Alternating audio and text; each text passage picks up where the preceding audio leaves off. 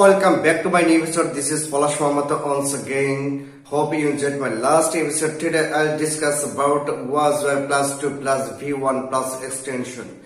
Okay viewers, আজকে আমি আলোচনা করব অতীতে একটা কাজ আমাকে করতে হয়েছিল, তাকে করতে হয়েছিল, তাকে যেতে হয়েছিল, তাকে খেতে হয়েছিল, তাকে কিনতে হয়েছিল, আমাকে খেলতে হয়েছিল।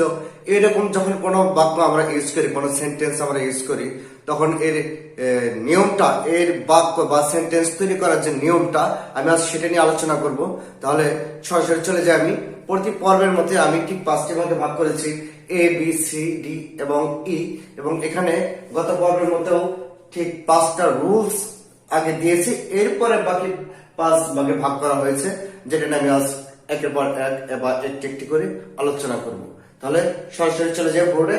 ওকে, প্রথমে আমি রুলস গুলো নিয়ে আলোচনা করব। রুলস আছে আমাকে করতে হয়েছিল, একটা কাজ আমাকে করতে হয়েছিল, কিরকম যে আই ওয়াজ টু ডু, আমাকে করতে হয়েছিল। I was not to do, মানে আমাকে করতে হয়েছিল না। I was not to do, আমাকে করতে হয়েছিল না। I was not to do, আমাকে কি করতে হয়েছিল? ওয়াজ আই টু ডু, আমাকে কি করতে হয়েছিল না। ওয়াজ আই নট টু ডু, আমাকে কি করতে হয়েছিল? What was I to do, আমাকে কি করতে হয়েছিল। এরপর আমি এই নিয়ে আলোচনা করি। এতে অ্যাফার্মেটিভ বা হ্যাবোধক বাক্য তৈরি করা হয়েছে। যেমন আই ওয়াজ টু ডু, আমাকে করতে হয়েছিল। উই ওয়ার টু ডু, আমাদের করতে হয়েছিল। ইউ ওয়ার টু ডু, তোমাকে করতে হয়েছিল। ইউ ওয়ার টু ডু, তোমাদের করতে হয়েছিল। হি ওয়াজ টু ডু, তাকে করতে হয়েছিল। শি ওয়াজ টু ডু, তাকে করতে হয়েছিল। দে ওয়ার টু ডু, তাদের করতে হয়েছিল। জেরিনা ওয়াজ টু ডু, জেরিনাকে করতে হয়েছিল। তাহলে আই, হি, শি, জেরিনা এগুলোর সাথে হবে ওয়াজ, বাকিগুলোর সাথে হবে ওয়ার। বহুবচনের সাথে ওয়ার, এবং ইউ যেহেতু এক বচন বহুবচন, এই দুটোর সাথে ওয়ার যাবে। ওকে, বিতে নেগেটিভ নিয়ে আলোচনা করা হয়েছে। যেমন ওয়াজ ওয়ারের পরে নট বসিয়ে দিলে হয়ে যায়। I was not to do, আমাকে করতে হয়েছিল না। We were not to do, আমাদের করতে হয়েছিল না। You were not to do, তোমাকে করতে হয়েছিল না। You were not to do, তোমাদের করতে হয়েছিল না। He was not to do, তাকে করতে হয়েছিল না। She was not to do, তাকে করতে হয়েছিল না। They were not to do, তাদের করতে হয়েছিল না। Jerina was not to do, জেরিনাকে করতে হয়েছিল না। এরপর সিতে আলোচনা করা হয়েছে কোয়েশ্চেন নিয়ে, প্রশ্নবোধক। কিভাবে আমি অতীতে কি একটি কাজ আমাকে কি করতে হয়েছিল, তাকে কি করতে হয়েছিল, এইভাবে যখন আলোচনা করি তখন কোয়েশ্চেন হয়, তখন আমরা অক্সিলারি ভার্বগুলো একদম বাক্যের শুরুতে নিয়ে আসি। যেমন ওয়াজ আই টু ডু, আমাকে কি করতে হয়েছিল। ওয়ার উই টু ডু, আমাদের কি করতে হয়েছিল। ওয়ার ইউ টু ডু, তোমাকে কি করতে হয়েছিল। ওয়ার ইউ টু ডু, তোমাদের কি করতে হয়েছিল। ওয়াজ হি টু ডু, তাকে কি করতে হয়েছিল। ওয়াজ শি টু ডু, তাকে কি করতে হয়েছিল। ওয়ার দে টু ডু, তাদেরকে কি করতে হয়েছিল। ওয়াজ জেরিনা টু ডু, জেরিনাকে কি করতে হয়েছিল। যাও, এবার ডিতে আছে কোয়েশ্চেন প্লাস নেগেটিভ।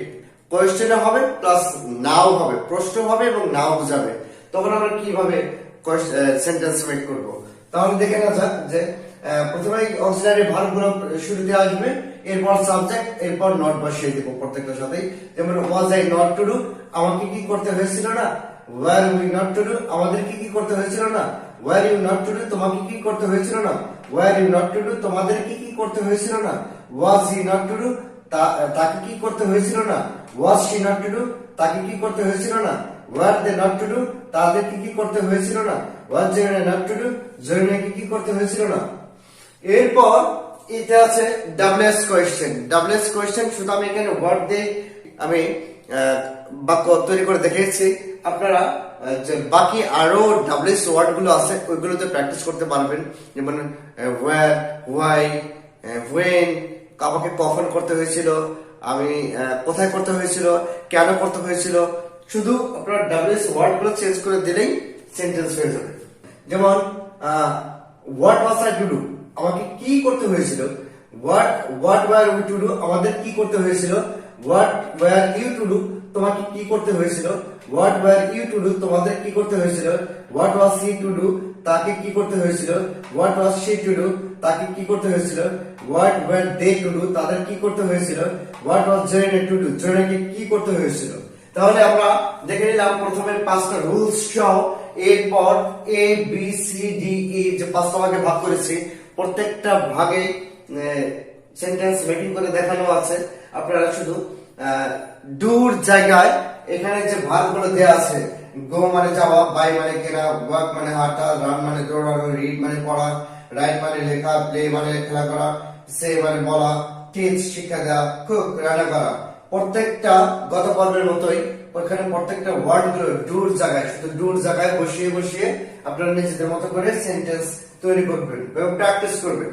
আমি প্রতিবার একই কথা বলে থাকি, আপনারা ভিডিও পজ করে করে খাতা কলম হাতে নিয়ে লিখবেন, প্র্যাকটিস করবেন, দেখবেন, লিখবেন, প্র্যাকটিস করবেন।